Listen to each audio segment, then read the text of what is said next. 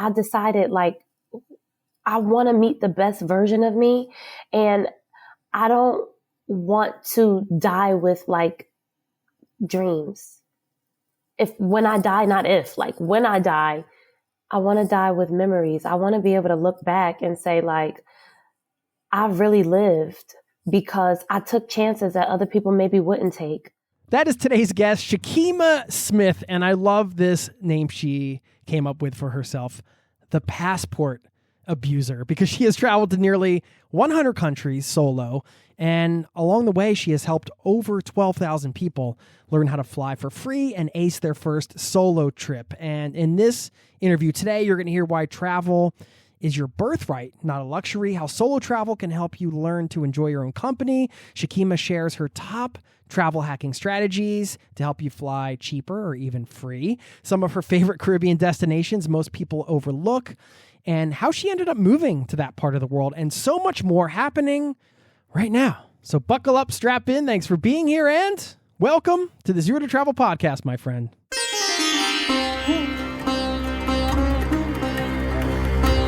You're listening to the Zero to Travel podcast, where we explore exciting travel-based work, lifestyle, and business opportunities, helping you to achieve your wildest travel dreams.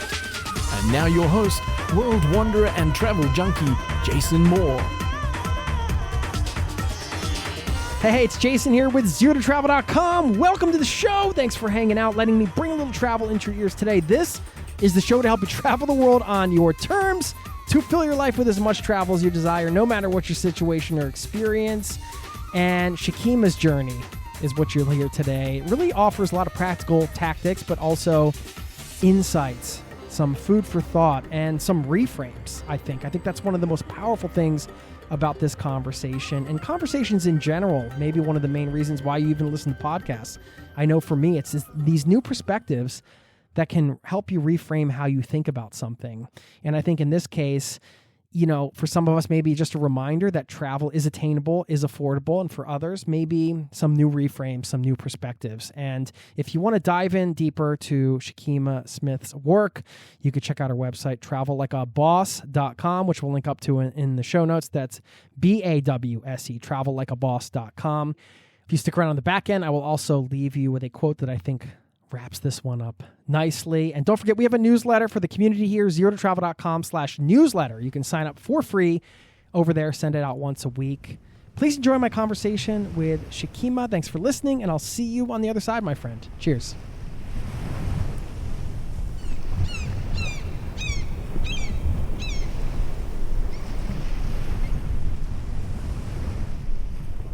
Shakeemah Smith, a.k.a.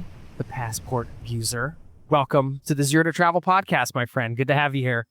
Thank you for having me. What a pleasure, because we both are from the East Coast. So we're gonna get our East Coast on today, or at least that's my plan. I mean, whenever I get to connect with a fellow East Coaster, I feel like I don't know, the energy amps up a little bit.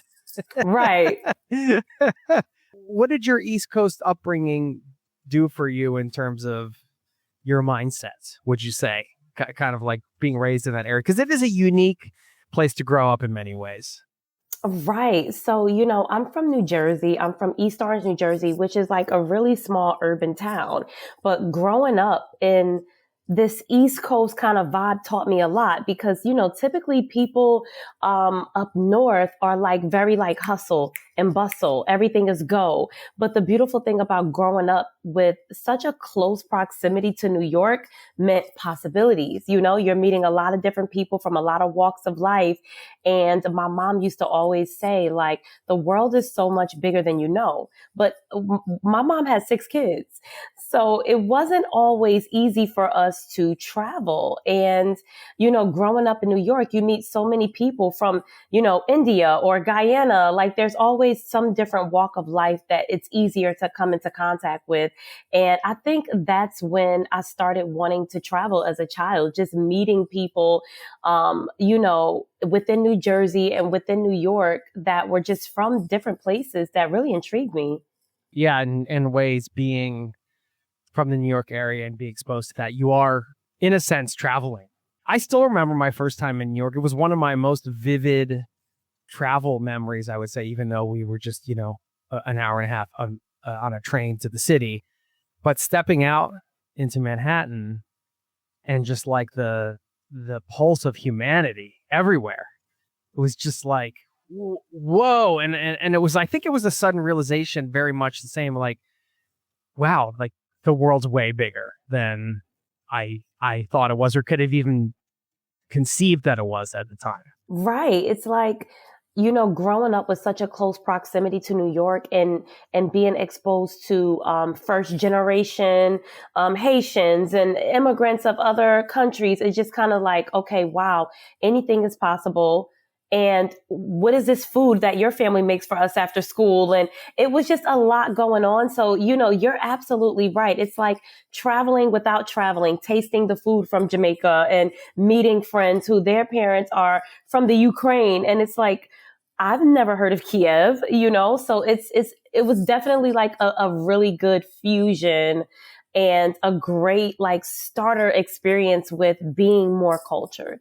Yeah, it's beautiful in that way. And but also in the sense like being from the area, like it's almost like the world comes to you, right? And then for me, and I know this is part of your story as well, because I had the sort of same perception of travel. Like we didn't grow up going overseas or doing any of these big fancy trips that some people have the privilege to take growing up. And so like to me, overseas travel was like, it just didn't even seem like a real thing that you could do. Like I didn't have a role model that was like, oh yeah, you could do, and until I got to college where I started meeting other people who studied abroad and did different things. And even then it felt like this sort of elusive kind of thing reserved for other people. And, just from some of the research I did for the chat on your website, Travel Like a Bawse, which we'll link up to, I love that name. It sounds like it was kind of a very similar thing for you, like kind of this conception of, travel, sort of this luxury thing. When did the mindset shift for you? It sounds like you didn't have a lot of people growing up around you that were traveling overseas a bunch either.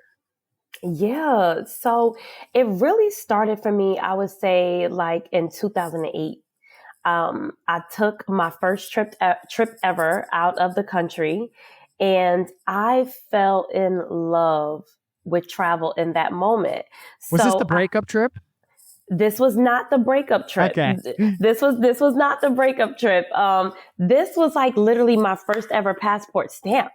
Okay. In 2008, I was 22 years old. I had just graduated from college, and my mom and dad said, you know what, we're going to gift you a trip to Jamaica. My mom is half Jamaican.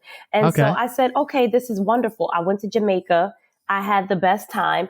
And from there, I'm like, you know what? I really love to travel. I love the way I feel. And so even though the travel bug bit me, the light bulb still did not go off in my head that, hey, you know what? How can I make this from a luxury to my birthright? The transition didn't happen in my head. I then took the traditional route and started saving up all year to take another trip. Then I decided, you know what? How can I flip my bills into boarding passes? Like, what are the other ways that I could travel? Being the oldest of 6 children, growing up in such an urban city, my mom had to be very resourceful because she had a lot of kids, So growing up, I was just like, you know what?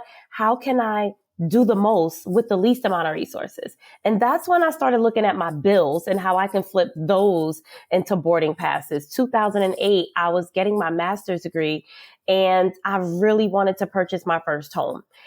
But when I went to a bank, they said, you know what? Your debt to income ratio is high. We're going to need you to pay off some of these credit cards and pay down some of your student loans. And from there, you can qualify for a conventional FHA mortgage. So getting my master's degree, I wasn't able to take out loans for it because I knew that simultaneously I wanted to purchase a home. And since I couldn't use loans or credit cards until I purchased said home, the light bulb went off in my head about how can I travel the world without actually having any resources, even cash or credit cards. Right. Which doesn't sound like it's possible, of course, but as listeners of this show know, well, you wouldn't be here if it wasn't possible, right? Having gone to now, over 60 countries or something like that. 92. 90. Okay. Oh, wow. You're over now. Okay. You got to update your website then. I got to update the website. That's great. That's awesome. But we're going to get into a list of some of your tips for flying for free without using credit cards and with, the traditional quote unquote travel hacking, which a lot of people hear. I thought this is cool to have you on because you're kind of giving a fresh approach to this. But I want to hear a little bit more about your story. It's okay. So, you mentioned this idea, and I saw it on your website too, of travel being your birthright, and that's a big mindset shift, and that's an actual term that I haven't heard used on this show before. Which to me, it sounds very much like my intuition tells me that this was like a term you landed on because it was the most empowering way to think of it. Would that be the right thing? Because a birthright is kind of like, this isn't just a choice. This is something like I'm allowed to do this. Like this is meant for me in a way. Absolutely. So a lot of people say, I can't travel because I'm too broke. Right. And, it's just so expensive, and people have a lot of mental blocks before they even get to the finances or the implementation, the actionable steps to really being able to do this. It really all kind of starts in your mind. And so the first thing that I do is tell people, hey, listen, if God wanted you to stay in the same place, you'd be the tree in your backyard. You would not have consciousness, awareness, arms, legs, will, and so I tell people, hey, listen, this is not something that's for the elite.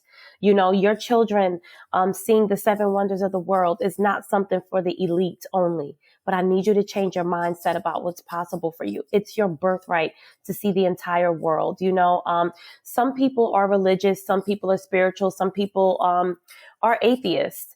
So everybody has their different walks of life and principles that guide their everyday actions. However, for me, I am a believer of God, and I just believe that, if all of this on earth was created for me, for humans, why am I not able to see it if it's here? Like there's so much splendor around all different parts of the world, whether domestically or internationally. Why am I not allowed to see that, right? Like that is abundance in and of itself, like having that worldly experience. Even having your eyesight, for me is abundance, So, for me, it was just like, you know what? This is not for some people. And for me, this poor girl growing up in the, quote unquote hood, it doesn't mean that I am any less deserving of having the same experiences as everyone else. Yeah, the idea of abundance. I mean, sounds like that's a pretty strong core principle for you. I would say so. But really more than abundance, it's really just about gratitude and about self-expression and exploration. There's been so many different tropes in my life that have come from 92 countries of solo travel, You mentioned self-expression. Do you feel like, and I think this might resonate with some of the listeners here, because I did feel in a sense that, and I don't think this is for everybody, but there's, however we're built, I can't explain, but it feels like for a lot of us that come to this show, guests and listeners included, there is a sense that travel is a form of self-expression to the point where it's almost undeniable. Yes. Like for me specifically, travel, especially solo travel, because you can travel all around the world with a family member or a loved one. Specifically the solo traveling, it really helped me step into my confidence and learn how to trust myself. Me being the oldest of 6 siblings, I was constantly in a group setting where maybe I wouldn't know what to do if I'm alone, because I know I have 4 brothers and 2 sisters, right? I have four brothers, a sister and a stepsister. But, I have a lot of siblings, and I'm like, you know what?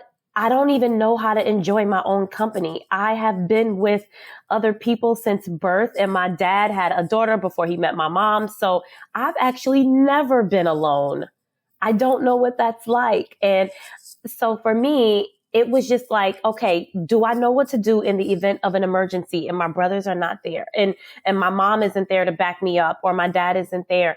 Can I actually enjoy my own company? Because, it was really sad to admit it to myself, Jason, but I was a 30-year-old woman who really felt uncomfortable even to go to dinner by myself. I'm never alone. So I'm like, Shakeemah, you're in your 30s. You have to kind of, I wouldn't call it codependency because, you just come from a big family, but it's like, hey, I really don't know how to do anything alone. I've never lived alone.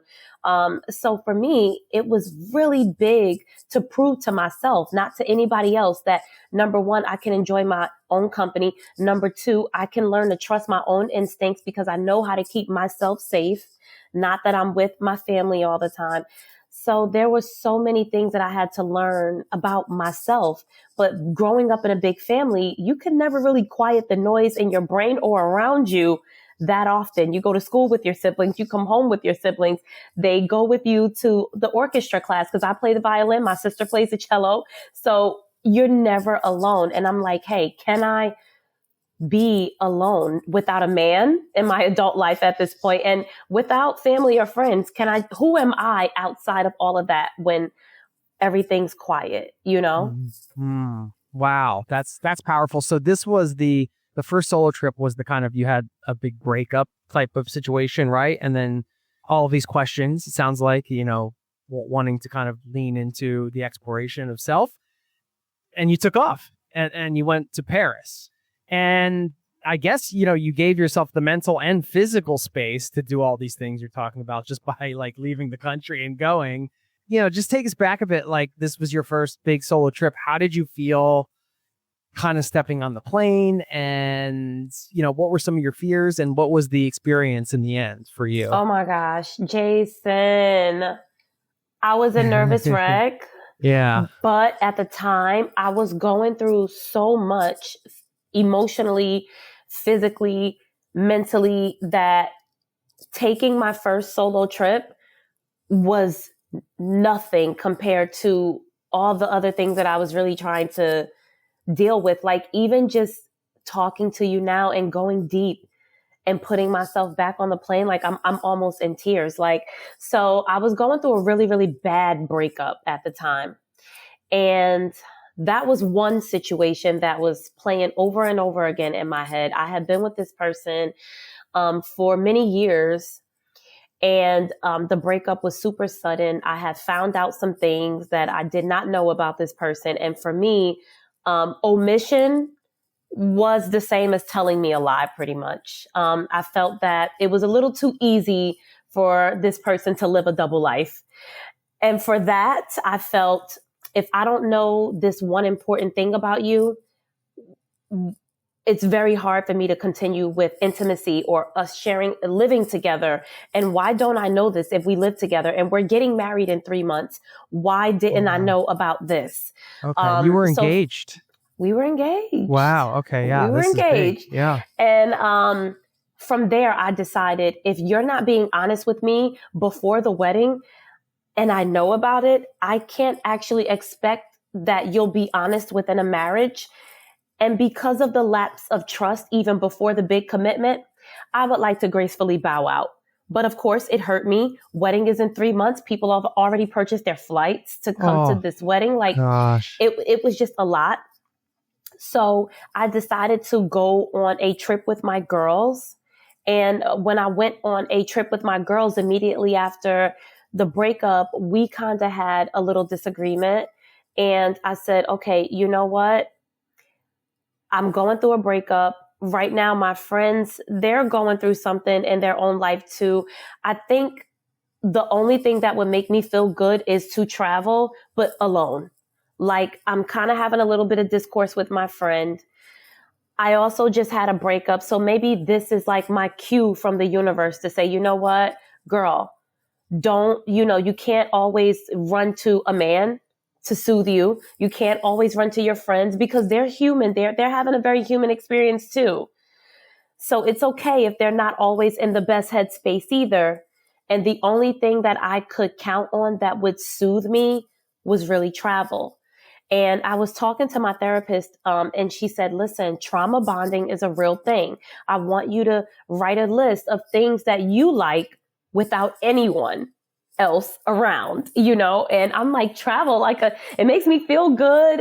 When I go for a run, that makes me feel good. So we started leaning into things that would make me feel good without me depending on anybody else to be the person that made me feel good.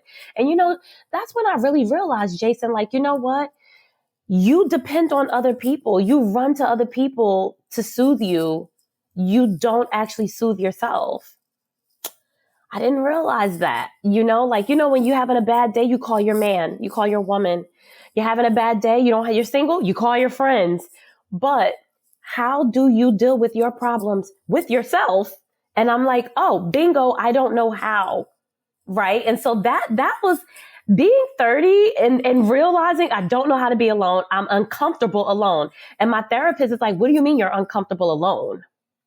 And I'm like, I know that sounds crazy, but I've never actually been alone and I don't know how to deal with anything by myself. I call my mom. I don't know.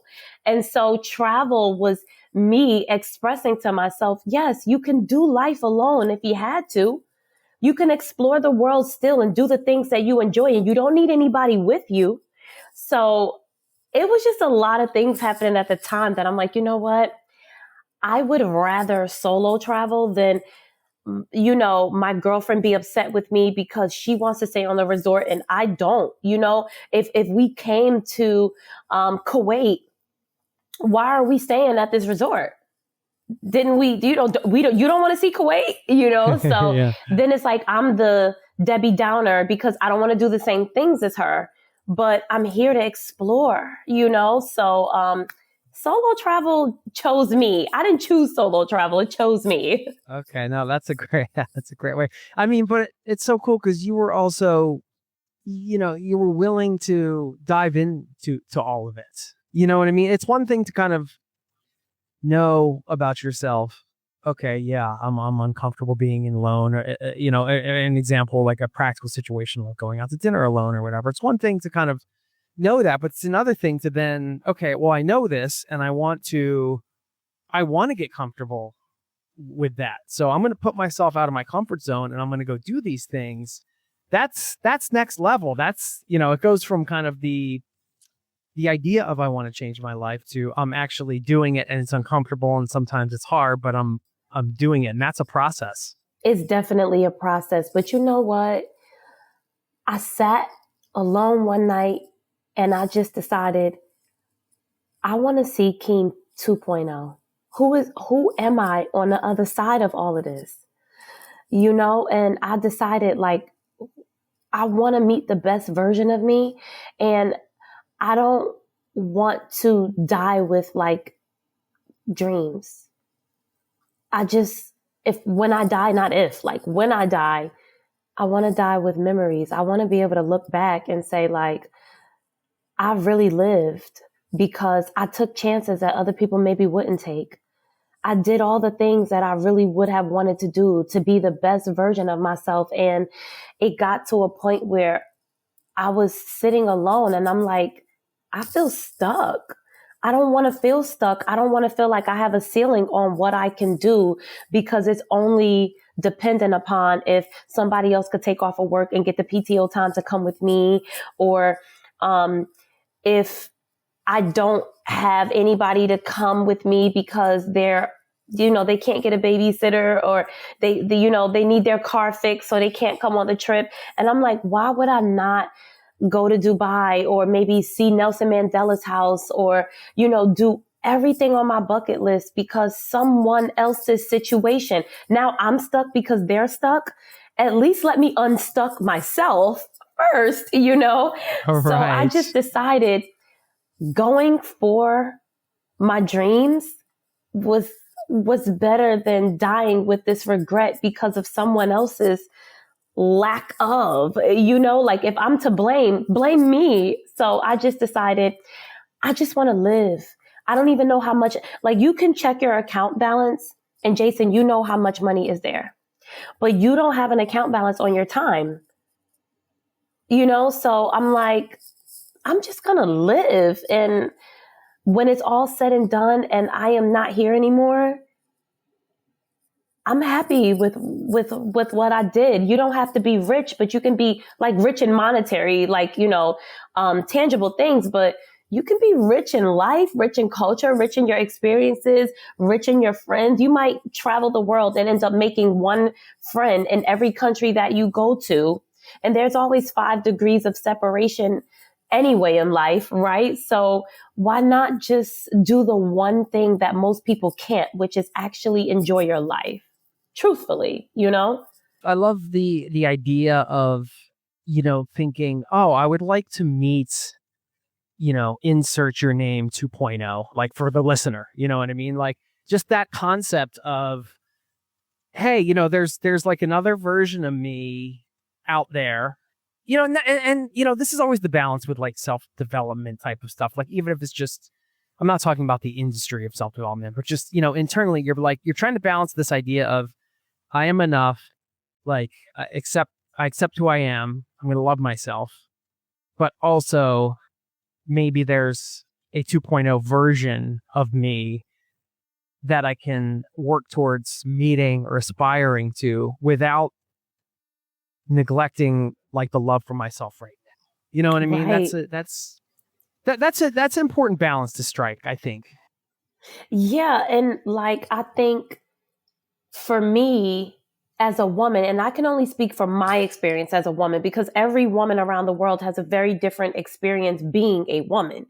But for me, I was kind of put into like a box. Like there was like this ceiling around what I could do as a woman. Like people would say things to me like, if your friends can't travel with you, then you need to wait until somebody else can travel with you, because you don't want to go out there and something really bad happen to you because you're a woman and you shouldn't be traveling alone. And I'm like, yeah, but there's just one thing. They're not going to listen to you. All right. Like, I'm like, yeah, but there's just one thing. I am from East Orange, New Jersey, which is like the ghetto. It's like the hood. And so when people say like, you shouldn't go out there because out there is crazy. And the world out there, like they would project that out there is so bad. And I'm like, actually, I'm from East Orange. I don't know. I have my common sense. I have my street smart. But when there's shootings every week, I don't know how much more dangerous out there is compared to growing up where I grew up. So for me, I feel like my journey as a woman, people always put a ceiling on what I could do as a woman. Like, oh, no. You cannot. Why are you going to Dubai? Dubai, if you've been to Dubai, it's actually pretty safe, and there are so many resources for people who are traveling abroad. That's not just like female. The U.S. Embassy has the Smart Traveler Enrollment Program, where you can upload your itinerary with the local U.S. Embassy.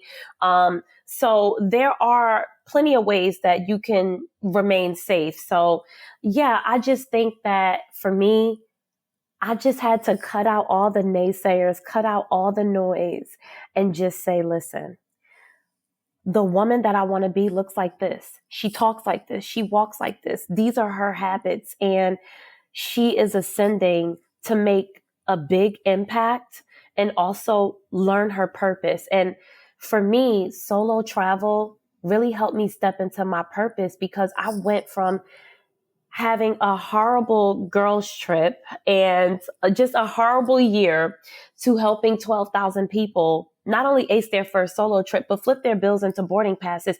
And had I not sat in my bedroom one night and said, you know what, I feel stuck, something has to change. And, this is probably like the deepest interview that I've ever done, because nobody's really talked to me about what it felt like to get on the plane. That's why I'm like, Jason, I'm kind of about to cry a little bit, because I'm there. I'm back on this plane. And I'm thinking about everything now, so all of the feelings are starting to come back, and if I would have never stepped over my fear and said, you know what, I'm doing it scared. I'm going to do it, but I'm going to do it scared. But I'm going to do it. The first step, first foot, pack the bag, first outfit goes into the bag. Okay. Plane, ticket purchase. So there was all these like little micro commitments to get me up to that one step, Jason. But now helping 12,000 people do this, it's like, look at how so many other people were impacted when I stepped out on fear, So, for all the listeners out there, if you're scared, do it scared. Be prepared. But take the first step, even just the little micro commitments, because, this term of being an influencer, I really hate the term because everyone is an influencer. I could see your hat, Jason, and be like, I love your hat. I think I'm going to buy that. That doesn't have anything to do with followers. You can walk past a guy at the store and like, you're like, oh, I really love his sweater. I think I'm going to go get that sweater. So we're all influencers. Like everyone has influence. There's not a quantitative number in my head associated with how you can influence somebody by just your way of living. So to all the listeners out there, man, just make sure that whatever you do it scared. Believe in yourself. You have no idea what's going to happen for you on the other side of that one decision or those small little micro commitments, or how it's going to walk you right into your purpose. You could read about all the different ways you can travel and you can do all the things, but this is why I love this format, because we can go deep and kind of, really get the sort of the behind the scenes on what it took and all the kind of micro commitments you had to make and the hurdles. And I love the mantra of do it scared, like sometimes it's just one thing you need to say that just kind of, that mantra might change, but sometimes I think that's all super helpful for listeners here. Everybody's going to take away different things from this.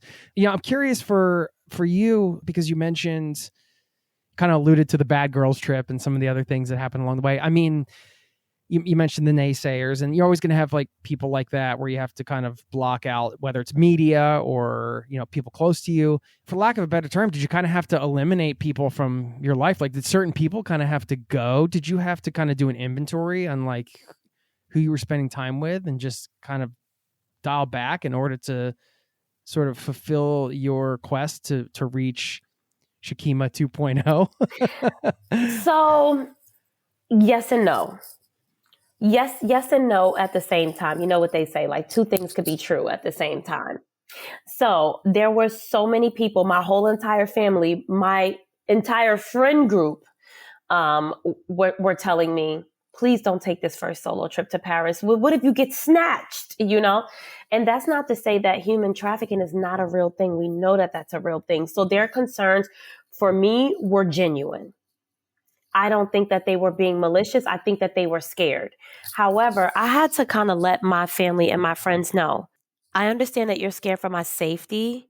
However, I need you to be a little bit introspective with yourself, because maybe you're scared for me because you don't think this is something that's possible for you. But I want you to think about how fearless I am. Now think about if it's possible to take a first solo trip. I took my first solo trip. I loved it so much. While I was in Paris, I actually flew to London. So this was like a 2-for-1.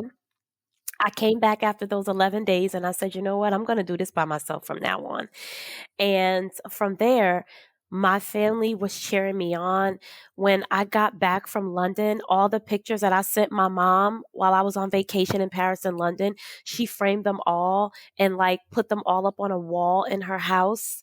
She was very proud of me. She was like, I cannot believe my daughter got home safe. I didn't know what was going to happen to you. And even thinking about it now, I'm emotional because my family watched me do something that they never thought was possible, that they could never fathom. And so once I did that, I started traveling more and more. And my friends were like, oh, I found this other country that maybe you can go to. And I'm like, yeah, like, let me do my research and let's see, And from there, my family just really rallied around me and was like, yes. And my mom said, my daughter's never home. She's always abusing her passport. You're the passport abuser. And I looked at my mom and I said, Mom, That's it. That's it. That's it. And I went and I trademarked the name and I changed my screen handle to the passport abuser. The name was trademarked. And yeah, so like my parents were super duper, my whole family was super duper supportive. But I had this one girlfriend. There's always going to be like a hater out the group that shows their true colors, right? I had this girlfriend. And when I hit country 34, I was on a plane to Johannesburg, South Africa, country 34. I'll never forget. I pulled out a pen and a pad and I started writing every single thing that I had ever learned throughout those 34 countries in this ugly yellow notebook that I had been keeping with me since Paris. Because when I was going to Paris, Jason, I said, okay, what is all the things that could go wrong? What's scaring me? So I wrote down all the things that could go wrong on the left side of the paper. On the right side of the paper, I wrote down what I could do to fix it. What if I get sick? Okay, where's the nearest hospital to the hotel? What if I get lost? Okay, I am going to do X. I just had all these things. Okay, in my hotel room, I'm going to make sure that I have a door jammer underneath the hotel door. So I started writing down like a list of things. So I had this yellow 5-subject notebook with me since trip number 1 to Paris, France. So country 34, I got this notebook on Qatar Airways heading to Johannesburg. And I started writing down just all of these things. And I text my girlfriend from the plane and I said, I'm going to develop a course because women are DMing me every single day and I find myself typing the same answers every day. But if I develop a framework, it eliminates me answering the same questions every single day in my DMs. I can just give them like a framework. And my girlfriend said, that's a stupid idea. Who's going to buy that? And I developed this course anyway.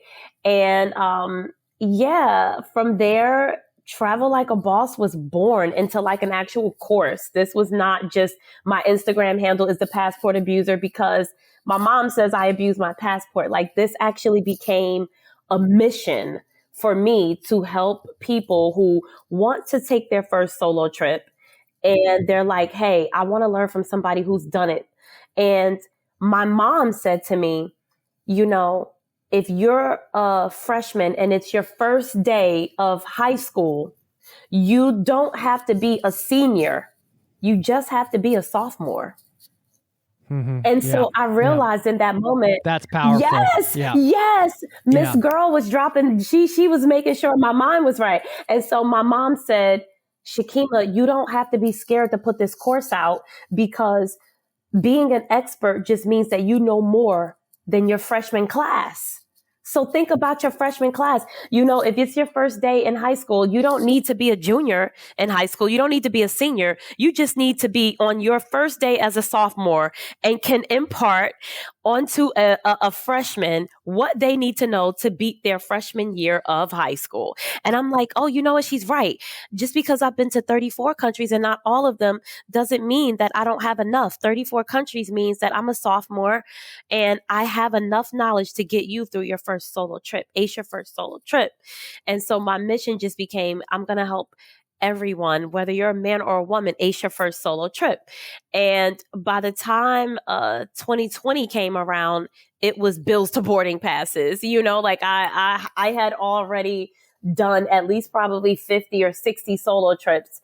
And at that point, I was like, okay, how can I just stop paying for it? Right? Like, how are the wheels turning in my head about like, how can I just like not pay for this? And that's when bills to boarding passes was born. So that became a whole different methodology. But yeah, like it's been an amazing journey, but it had to start with me, not my mom, not my sister, not anybody, just me. A lot of great stuff there. I mean, well, we're going to now, since you mentioned kind of the wheels were spinning on how we can do this for free without paying. We're going to get into those tips in a second, but I do just want to highlight, you know, what your mom said about the sophomore year analogy. I mean, that's so great because I think like, yeah, it's just so easy to kind of compare yourself to, especially with the internet now. Like you can find the world's foremost expert in X, Y, or Z, anything that you want to maybe teach or some industry you want to get involved in or whatever. And it can be so intimidating, but to remember that like what your mom said, that, you know, you only really need to know more than somebody else that you're helping. or have enough knowledge for that person. And in some ways that's an advantage because you're closer. You can recognize that person in a different way because you were them maybe not so long ago, So there are a lot of advantages to that. I think that was just kind of worth highlighting that can be a very empowering kind of mindset, I think. Let's hear some of your tips. Do you have 3 kind of what do you want to call this? Like ways you can fly for free without opening a credit card, kind of using the traditional travel hacking thing? How have you been able to do it? What's the best advice? I mean, this is, we're going to fish for your very top 3 actionable tips right here. I mean, that's what we go for here on the show. I know you're going to bring it. Yeah, absolutely. So yeah, I was getting my master's and I could not, like I said, I could not take out any loans because I was still trying to buy a house. And so this also included credit cards, right? Like if you're applying for a mortgage, at least back then, I don't know what the process is like now, but they were like, hey, do not take out any loans. Do not do anything with your credit. Let's just, pay down some of the loans that you have from the bachelor's degree. But you cannot take out any more loans for this master's degree based on what your income is as a social worker, because I worked as a social worker.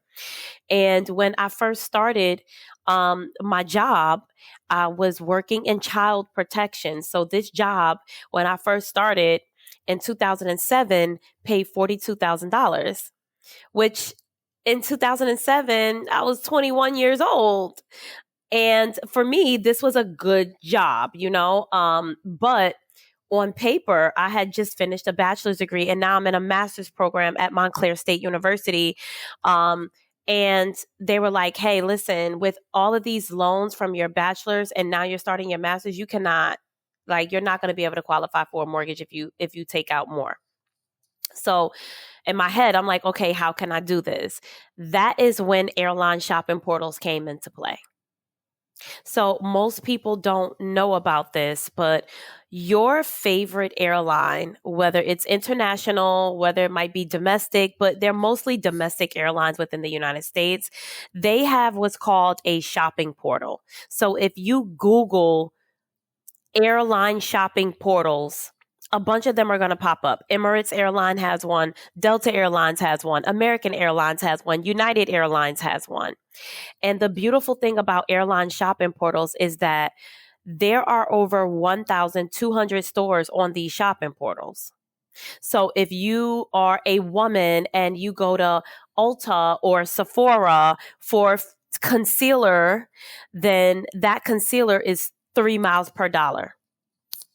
You can also go into a store and get miles as well through these airline shopping portals. So I started purchasing everything through airline shopping portals.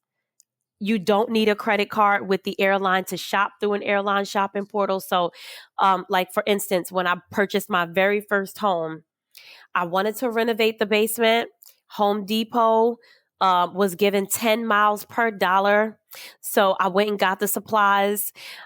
I go to Macy's, Carter's, Walmart.com. We all do Walmart runs. At least I do the Walmart runs, especially late at night. Well, American Airlines and Emirates and Delta Airlines, United Airlines, they are going to give you airline miles for all of these purchases. My mom wants a cake from Harry and David. That's 5 miles per dollar. So first thing is go through your airline shopping portal. And this is super easy. There is no price markup. You don't need like a special checkout or anything. They take you directly to the retailer's website. So definitely my first tip, without having a credit card, if you know that you shop online for everything, Chewy, right? For your pet, right? Like just anything, even when I get tires for my car, I get them through an airline shopping portal and Tire Rack gives me 5 miles per dollar for the tires. I have them delivered to my house. And then from there, I have a mobile person come to my house and put them on the car. Like, so you're just going to like grab every mile you can. Absolutely. And without a credit card, because some people are trying to buy a house. And especially now, like when I purchased, so I had my first house and that was a condo. Then in 2015, I bought my second house. So I had to get a conventional loan because I couldn't go back FHA. So in 2015, I bought another property. And even in 2015, that property, the interest rate was 2.5%. And my sister just bought a house last year. I think she said she paid 7. So with mortgage rates being so high, people are probably even more concerned about their debt to income ratio as they're applying for these mortgages. So yeah, one of the ways that I earned miles, even back then, when I was just dipping my toe into it, and it wasn't a lifestyle, but it was just like a hack that I could use to earn miles without credit card debt, was airline shopping portals. So that's like one of the first tips that I would give anybody. You're already spending the money. You already have to go to Staples. You're already, like, earn airline miles. Even with gas, right? Like we let's consider things that we do every single day, right? So you probably, unless you're taking rideshare, you probably drive into work every day. Some of the listeners are dropping their kids off at school every day and don't live in a metropolitan city that they can take the train to drop their kids off, or like a ride share. Some people are actually taking that long commute to work, picking the kids up from school. Well, American Airlines, if you guys just go into Google, and I'm being very explicit because I want the listeners to be able to go into Google and say airline shopping portals. And I'm being very explicit. If you guys go into Google and type in American Airlines fuel rewards Shell gas station, like just type in those keywords, American Airlines fuel rewards Shell, and you'll notice that American Airlines will actually give you 3 miles per gallon of gas that you get at Shell gas station without a credit card at all.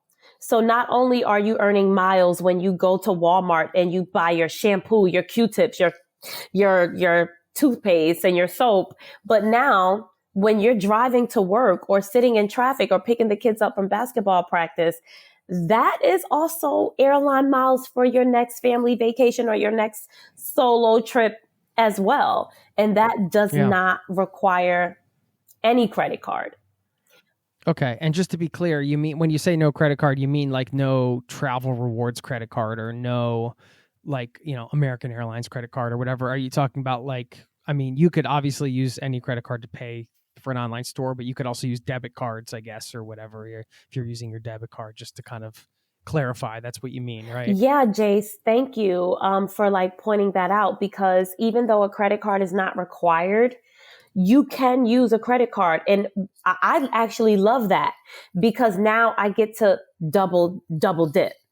So if I am going to a Shell gas station, I already know that American Airlines is going to give me 3 miles per gallon. But since I paid with my Chase card or my Amex card or my Citi card, now I'm earning Amex points or Chase points. Yeah, you're going to get it on right. top. So now we're double dipping. So if you go to an airline shopping portal, you go on American Airline shopping portal and you click Walmart and it says 3 miles per dollar. When you get to the Walmart website, you can then pay with your Chase or your Amex or your Citi, and you're going to get miles from them because that's your method of payment, but you're also going to get miles from American or Delta because that's whatever shopping portal that you chose to go through. So double dipping. Well, through this, before you had a credit card, before you had the travel card, so you were able to accrue enough miles to get a free flight? Yes.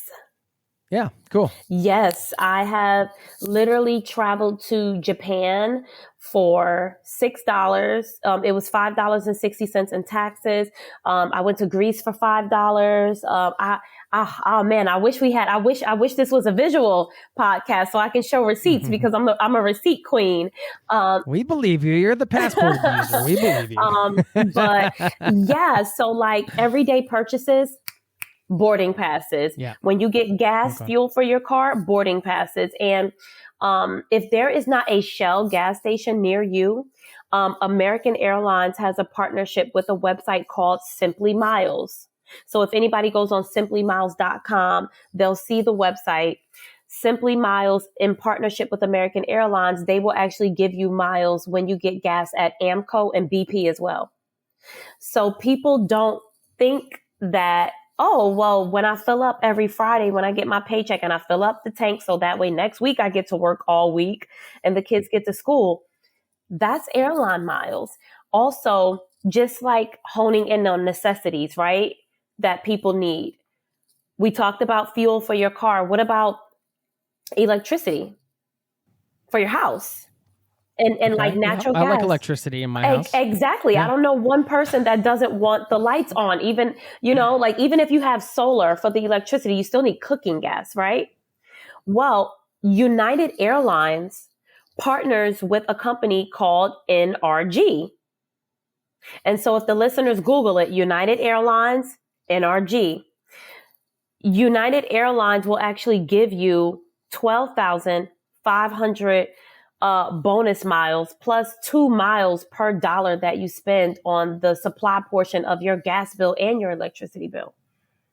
Okay, so this is like your second tip. You could take some of your, are we sliding this in kind of like another bucket? This is like taking your household utilities and turning them into miles. Exactly. I call it bills to boarding passes because you have bills to boarding passes. Because you have an electricity bill that you're already paying. But United Airlines, in partnership with NRG, they're going to give you 12,500 bonus miles besides American Airlines for my people living in Texas. So if we have listeners who are living in Texas right now, Southwest Airlines partners with an energy company in Texas called Reliant Energy.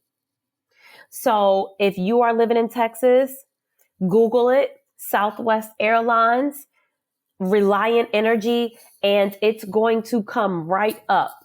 So, this is kind of like an example of everybody can kind of like do a little bit of research on their own situation based on where they are. But the fact that these partnerships exist shows you that maybe there's a potential for you, the listener, to take advantage of it, essentially. Absolutely. So whether it's everyday purchases or gas for your car or electricity for your home, even like eating, right? Like right now we're like around that holiday time where people are going out to eat a little bit more because there's like holiday parties after work or families coming into town.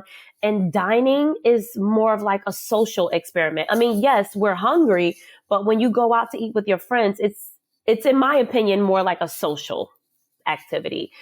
Because I can eat at home or I can order in. So I don't actually have to go out and dine. But most people don't know this.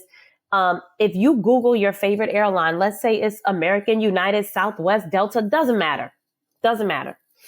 If you Google your favorite airline and put dining program, you'll see that these airlines will give you airline miles for eating out.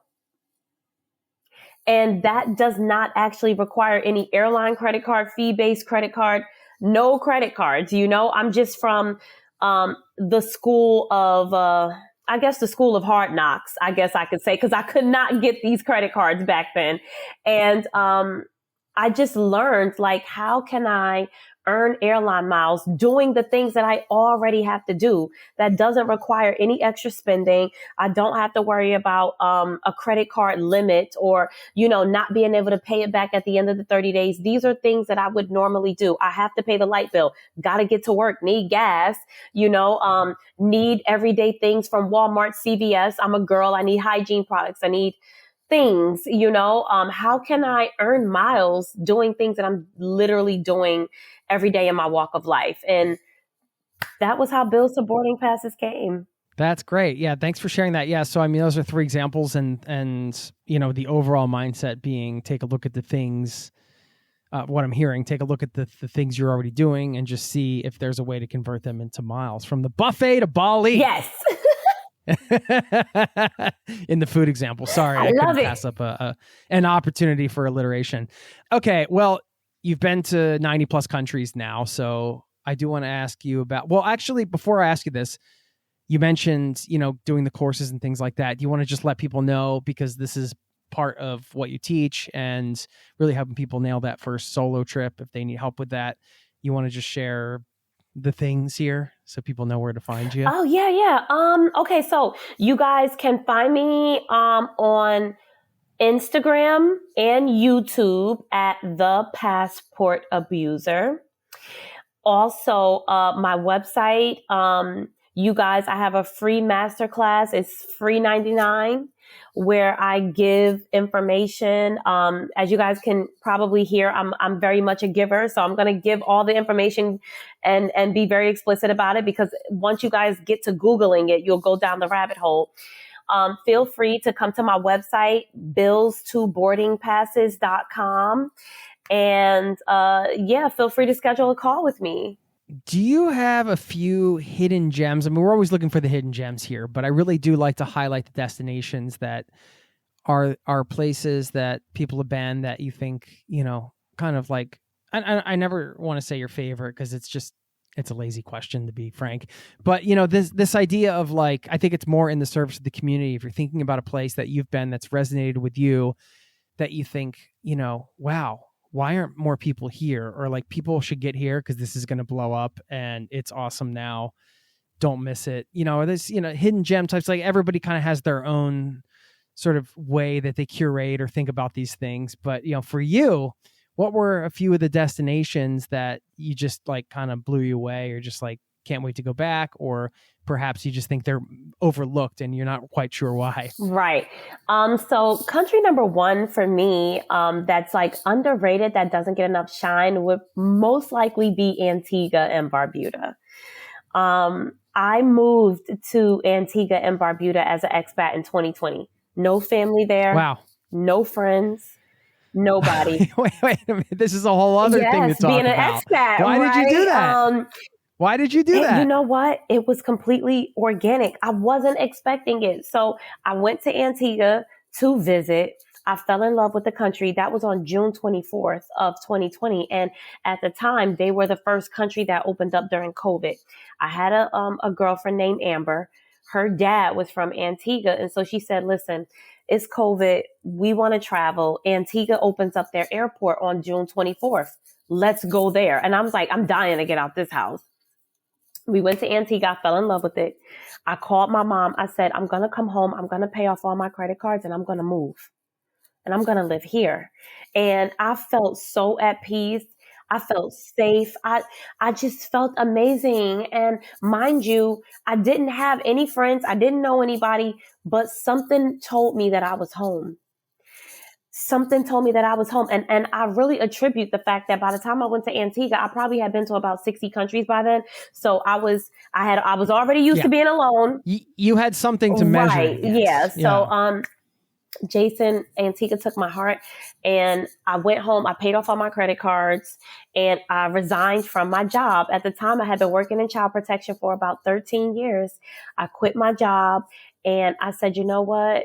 I'm just going to work for myself and just bet on myself. So this was I felt more comfortable to make this micro commitment to bet on myself. It wasn't a micro commitment. It was a huge commitment, but it started with me solo traveling so much. So Antigua, I'm telling you, 365 beaches. The whole country is 11 miles long, 18 miles across. So you can see the whole country in like 49 minutes. Very tiny country, but very underrated. And it's honestly one of the most beautiful countries. So the next country that I had the best time ever in that is so overlooked, Mauritius. It is a country off the coast of East Africa. You actually have to fly over Madagascar to get to Mauritius. I went to Mauritius and I fell in love with its beauty. And I just thought to myself, you know what? When the time permits, I will probably relocate to Africa in my later years and I'll live in Mauritius. That was a country that I'm like, how could I leave? Like, I don't want to leave this place. So that was actually amazing. Another country that I feel does not get enough shine, in my opinion, Iceland. I went to Iceland and I was like, oh my gosh, this place is very cold, but extremely beautiful. You went tropical and then all the way the other way. That was totally unexpected. I thought there was going to be one more like tropical island mixed in there. You took me off guard. That's awesome. Well, it's interesting that you ended up on in such a small country, given your desire for exploration. Is there something about the smallness of it that kind of makes it, that appeals to you? Because, after exploring so much of the world, is it kind of nice to have a smaller area, I guess, to explore in a way? So for me, I think the smaller area was great at first because the country is only 108 square miles. So even when you think you're lost, you're not lost. So that was less intimidating when I'm moving there as an expat, and I'm literally trying to learn what's my favorite restaurant on this side of town versus this side of town, and where do I want to live. Your world shrinks. Yeah. Right. I was like, how am I navigating this? But I think it was less about the size of the country and more about how I felt being in the country. Yeah. I just felt good. Like when I got off the plane, something said like, welcome home. And I had never felt that before. I have to ask is how much of that is given the current state of America? Everybody can interpret that how they want. You felt at home there, but was some of that infused with just being outside of the United States and sort of the things that come along with living in the United States? I'll be completely honest with you. That played a part in my decision to stay. Me being a woman of color, there's a certain set of things that I think about as I go throughout my day that a person who is not of color may not think about as quickly as I do. So in the year 2020, we had Sandra Bland. I'm sorry, not Sandra Bland. I forgot this girl's name, Breonna Taylor. We had Breonna Taylor in March of 2020 being, I think it might have been May. I'm not sure, but it was in 2020. And this woman is killed in her home. She's a Black woman. She's literally killed in her home. She's not out committing crimes. She's just in her house asleep. And then we have George Floyd in 2020. So by the time I made my exit in August of 2020, at that juncture, and then we had Ahmaud, I forgot his name, Ahmaud Aubrey. I forgot the guy's name, Ahmaud something. But, he's just going for a run and he's killed. And so for me, I said, I don't think that even being in my own skin is safe in America. And that was just like the reality of the times that I was living in, that literally, like, I can't help that I'm born Black. I didn't choose my race, and not that I have an issue with being Black, but I'm just saying, like, I can't help that I'm literally just Black going for a jog. I cannot help that. So for me, I just felt that I would like to live in a place where when I get up and go for a run in the morning, that nobody thinks I look suspicious. I would like to live in a place where I am the majority. I don't stand out to anyone because everybody else here does look like me. We're in the middle of the Caribbean. My mom is Jamaican, by the way. So it did definitely push me. Not only did I love Antigua, but just with the climate of the United States, this just wasn't the best place for me. I'm literally driving to work, and when I see the police, my palms are sweaty because I'm like, oh my goodness. So it was really the best decision for me. And now that I've been out of the US, I don't ever see myself living in the US again. Even if I decide to move to Bali or Mauritius, another country, I don't see the United States for myself full time ever again. I just don't see it. Racism is embedded in American society in a way that is very hard to describe if you didn't grow up in the country. And That's not me speaking for your experience. That's just kind of the perception of the United States and what the culture is. And then you have these experiences you're talking about that these things that have been happening, and also your just day-to-day experience where you can't even feel comfortable going on a jog down the street in a neighborhood, which is ridiculous. And so, there's places that you can go where you can feel comfortable doing that. And it's like, it's funny because there's this whole perception. This isn't a political podcast, so I don't want to get into too much into it, but it's just like, there's this sort of like idea of, oh, America, like everybody wants to come here. And like, meanwhile, a lot of people want to leave. Like people are leaving because of a lot of these reasons that you're saying, and people have other reasons and health insurance and all kinds of things. So it's sad. I don't know. That's what the country is right now, I guess. It is funny to think that there are people that are afraid to travel and leave the United States when you think about how violent the society is. Yes, because people say like, oh, don't solo travel. The world is so dangerous. And I'm like, actually, they don't. In You're America, living in one of the places right, that people don't want to go because it's too dangerous. Like you're one of those places. Yes, like I tell women this, and they're like, I don't know, because and I'm not singling women out, but I'm just saying when I speak to men and women, women's concern is more so safety, and guys, when I speak to them, their concern is like, okay, well, the logistics, how can I do this? But when I speak to women, they're like, I don't know, seems pretty unsafe to go to Switzerland or Paris alone. And I'm like, honey, you can't go to the mall. You can't go to Walmart without, you can't send your kids to school and believe that they'll live by lunch. You can't go. So I'm like, you live in America, honey. Wake up, and that's not to be condescending, but I'm just like, guys, they don't have mass school shootings in Denmark. They don't have like, so Yeah.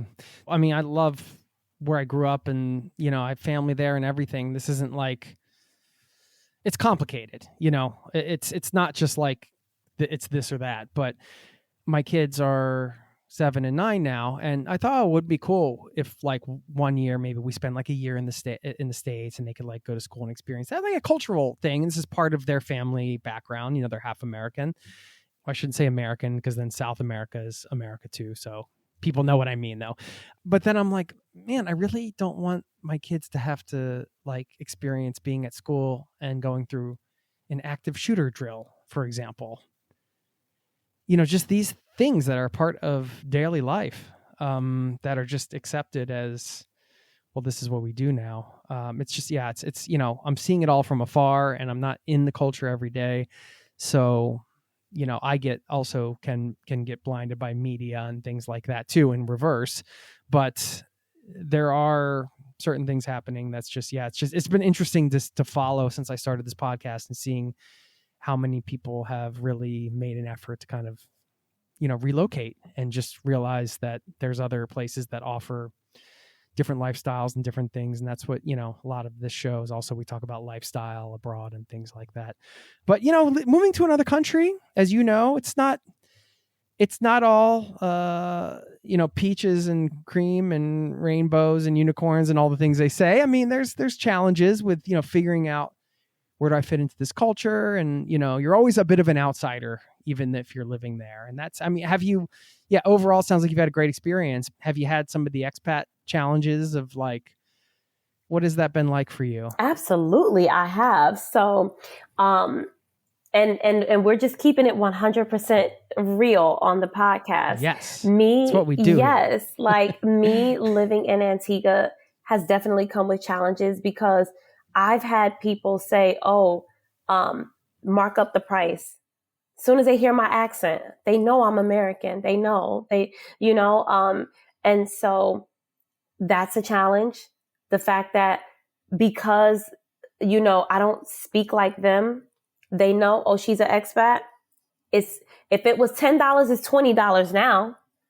So one of my challenges is literally I'll text one of my friends and I'll say, hey, can you ask questions about this car or about this apartment? Because I'm afraid that if I call, they're going to say, oh, she's an American.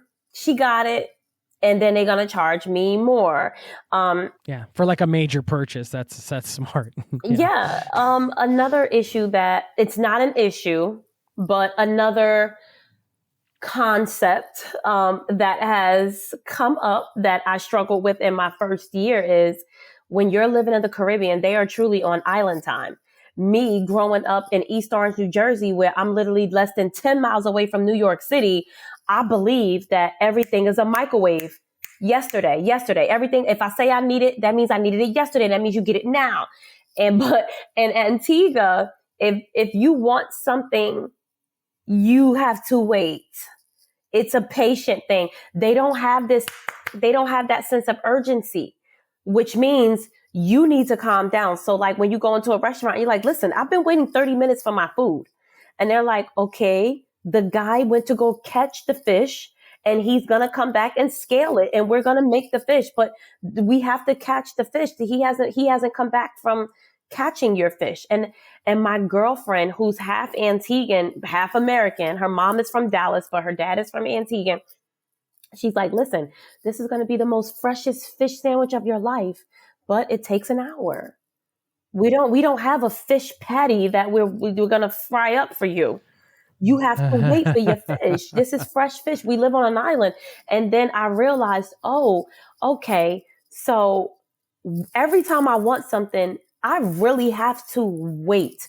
Or even when you order something from them, like at a pharmacy, they're like, okay, come back tomorrow. I'm like, tomorrow? Fill the prescription in 20 minutes.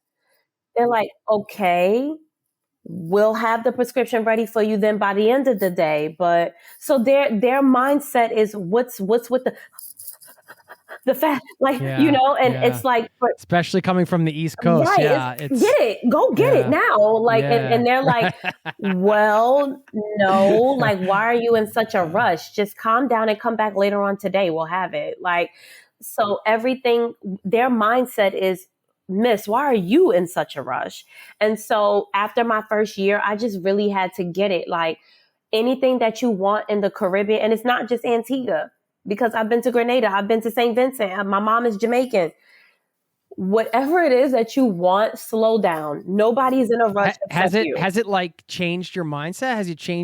Has it slowed you down? Like, or are you still that East Orange girl, like, come on, guys, let's get it together here. It depends. So when I'm in Antigua, I have this mindset already, Jason, that if you're hungry, you need to say you're hungry 2 hours before you're hungry, because we already know that, know. So after breakfast, you should go out for lunch. Start ordering your lunch now, because, right. So when I'm in Antigua, I'm much more relaxed because now I don't even fight it. I'm like, yeah, I know that that's going to take forever. If they say 2 business days, that's 5 business days. I know them. But as soon as that plane lands in New York, I'm like, all right, so I need an Uber, which means we need an Uber now, which means so it's just a different. Yeah, it comes right back. Yeah. Do you get reverse culture shock coming back to the States? Oh now? my God. I cannot be in the United States. Like, I remember living in Antigua. I didn't come back right away because I truly wanted to assimilate.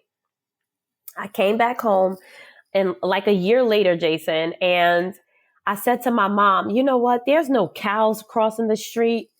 I can't walk down the street and like pick a tree and it's like a coconut in a tree and I already have coconut water for free. Like our country grows food. So while you're driving around Antigua, you see mangoes on the side of the road.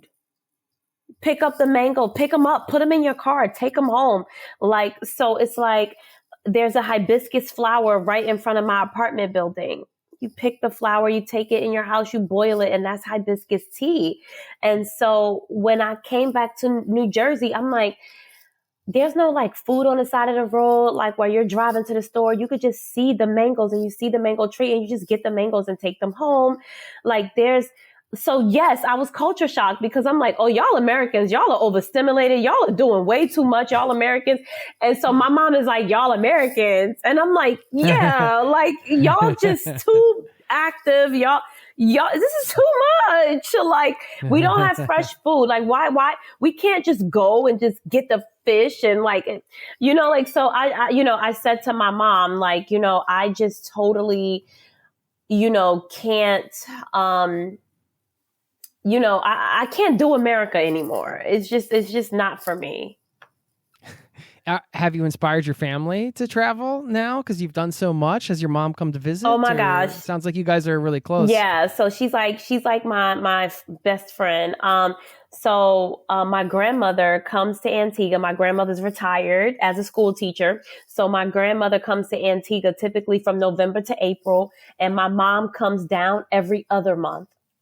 Oh, wow. Yeah, okay. every other they come month. A lot. Yeah, oh no. Wow. Yeah, because I live down there by myself. So besides like my few friends, there's really nobody in the country that really can account for my daily, like, let me check in on her. So I speak to my mom and my siblings every day. My siblings come down. They come down like twice a year, not every other month, but like they pop their head in each in their own little way. But nobody's gone as far as to say they're moving there quite yet. Yeah. So your grandmother's been the closest, I guess. Yeah. So my mom retires every day. She's like, I retire 1 year, 8 months, 1 year, 7 months. Like, and my mom is on it. So when my mom retires, she will come to reside with me in Antigua full time. Okay. Wow. Amazing. Well, it was such a joy. Thank you. To chat with you. I appreciate all the tips you shared today, the destination advice. I mean, just, taking the time to kind of go deep and share your story, which I found super inspiring. And I'm sure people listening did as well. And I feel like there are a lot of takeaways in this one, not just the practical stuff, but also, just the mindset stuff around travel, which is huge, which is the thing that really in the end gets you out the door. The rest is just logistics, but hey, free plane tickets help too. Right. Absolutely. Thank you so much for having me. Yeah, no, this was great. Thank you so much. And let me know if you ever come through Norway. We'll do this in person next time. Oh, I would love to. I love Norway. All right. Take care. Thanks.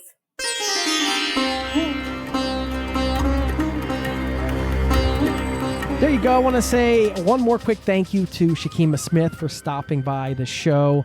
The Passport Abuser. I love that nickname. Check her out at travellikeaboss.com. And I'm going to leave you with a quote to wrap this one up from Gilbert K. Chesterton, who said, "Art consists of limitation. The most beautiful part of every picture is the frame."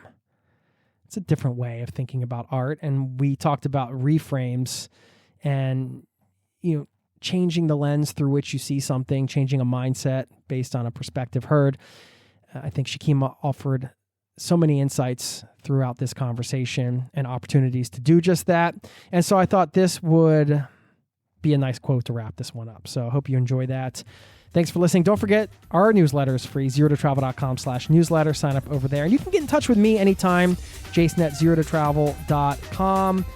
And if you're ever coming through Oslo, Norway, where I live, please drop me a line. Maybe we can meet up and have a coffee or something. Thanks for being a part of this community. Thanks for listening. I'll see you next time. Peace and love to you and yours. Cheers. This podcast has been brought to you by zerototravel.com. Ideas and advice to make your travel dreams a reality.